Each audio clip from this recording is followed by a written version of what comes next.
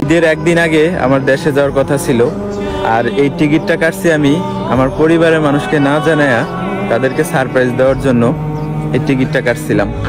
তো এই টিকিটটা আমি আগে ছিঁড়ি, তারপরে বিস্তারিত ঘটনাটা আপনাদের মাঝে। প্রবাসীর কষ্ট পৃথিবীর কেউ বুঝতে পারবে না। যদি একটা প্রবাসীর কষ্ট যদি বুঝে, একমাত্র একটা প্রবাসী বুঝবে। এই ব্যাটের মেডেলিস্টের প্রবাসী 55 ডিগ্রি রোদের তাপমাত্রা, প্রবাসে আসতে 2টা বছর হয়েছে। মাকে হঠাৎ করে কল দিয়ে বলতেছে, মা আমি তোমাদেরকে বলি না আমি দেশে যাবো, এই কিছুদিনের ভিতরে দেশে যাবো, তোমাদেরকে সারপ্রাইজ দেব। মা সেই কথা শোনার পর মা বলতেছে, মা অন্যরকম কথা বলতেছে, মানে মা চাইতেছে না সে সন্তান এখন দেশে আসো, ঈদের একদিন আগে বাড়িতে যাবে। মা দেখতে পারতেছে না যে আমার সন্তান বাড়িতে আসো।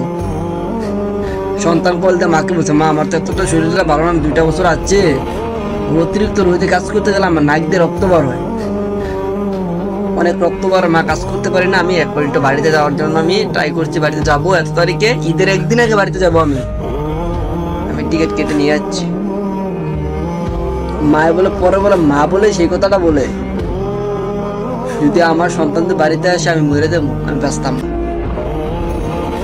আমার সন্তান যে বাড়িতে আসে আমি মরে যাবো, আমি বাঁচবো না। আমার সন্তান বাড়িতে আসতে পারবো না, আমার সন্তান বিদেশে থাকতে হবে।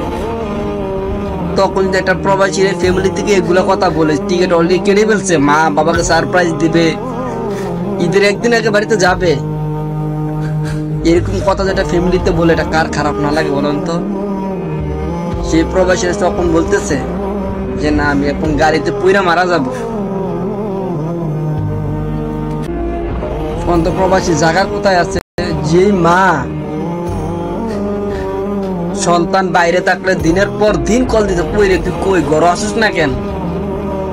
2 থেকে 3টা বছর দূর প্রবাসে পড়ে রয়েছে, কিন্তু খোঁজখবর নাই, শুধু টাকার মিশিং।